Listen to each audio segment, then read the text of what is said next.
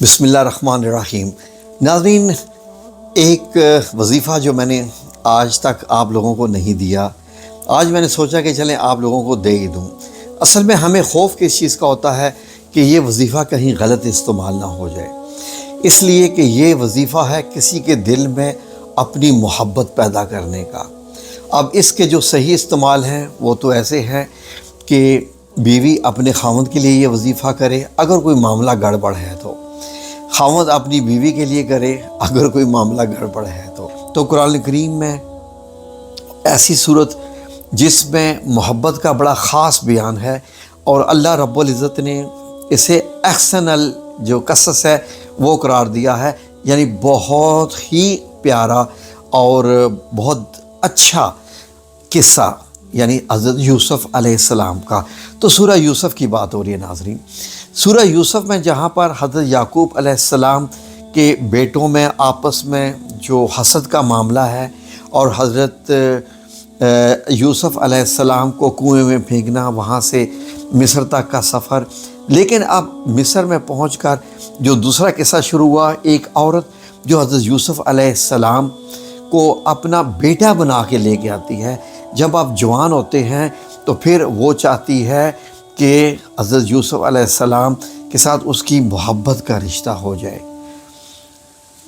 ناظرین، اس قصے کو اللہ رب العزت بیان فرما رہا ہے، اور اس قصے میں اب وہ جو عورت جو عزیز مصر کی بیوی ہے، جس کا نام زلیخا بتایا جاتا ہے مختلف روایات میں، ناظرین اس کے دل میں جو حضرت یوسف علیہ السلام کے لیے محبت رچ بس گئی، وہ اتنی شدید اور اتنی گہری کہ اسے کوئی ختم نہیں کر سکا۔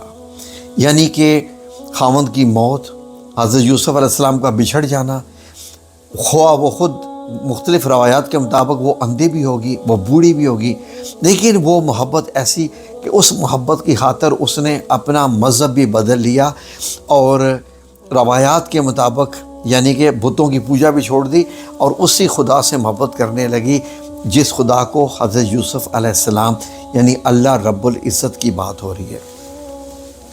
تو ناظرین، اس لیے میں آپ کو میں نے تھوڑی سی اس کا میں نے بیک گراؤنڈ بتایا تاکہ آپ لوگ سمجھ سکیں کہ یہ کس قسم کی شدید محبت کا قصہ ہے۔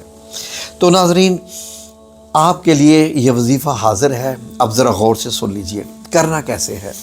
بڑا آسان ہے۔ اگر بیوی اپنے شوہر کے لیے کر رہی ہے، شوہر اپنی بیوی کے لیے کر رہا ہے، تو اس کے بڑے طریقے ہیں کرنے کے۔ 3 الفاظ ہیں، ایک آیت ہے۔ سورہ یوسف کی آیت نمبر 30 کے بیچ کا حصہ 3 الفاظ ہیں۔ وہ الفاظ کیا ہیں؟ قد شغفہا حبا، یعنی کہ وہ ان کے محبت میں شدید گرفتار ہو گئی، یعنی کہ کسی کی محبت میں شدید حد تک گرفتار ہو جانا، محبت میں ڈوب جانا۔ قد شغفہا حبا، حب عربی میں آپ کو معلوم ہے کہ محبت کو کہتے ہیں، ٹھیک ہے جی۔ تو ناظرین، بات یہ ہو رہی ہے کہ اگر کوئی خاوند چاہتا ہے یا بیوی چاہتی ہے جو کہ ساتھ رہ رہے ہیں کہ محبت پیدا ہو جائے، تو آپ نے کیا کرنا ہے کہ اس کو 3 دن لگاتار، ٹھیک ہے جی، کم از کم 33 بار ان 3 الفاظ کو پڑھ کے پانی پہ دم کر کے خاوند کو پلانا ہے یا خاوند نے بیوی کو پلانا ہے۔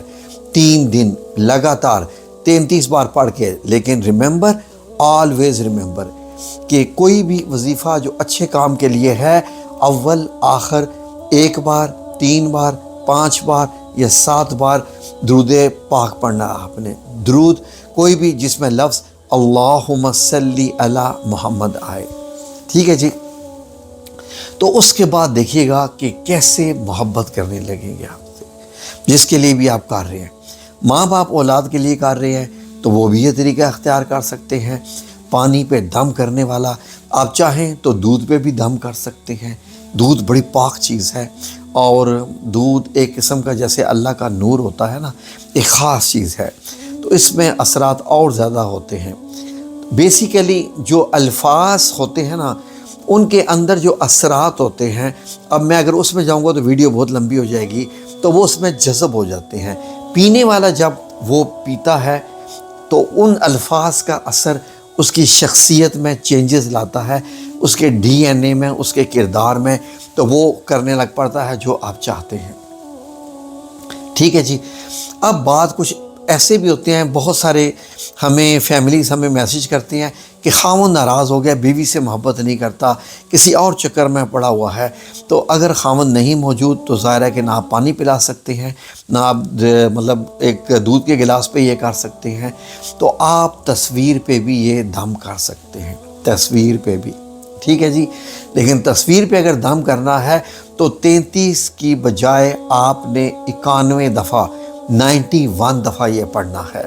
قد شغفہا حبا، ایک بار ہوا۔ اس طریقے سے اول آخر درود پاک اور 91 ٹائمز تصویر پہ پڑھنا ہے تو ٹھیک ہے جی۔ یہ تمام وہ معاملے ہیں جو کہ اچھے کے لیے ہیں۔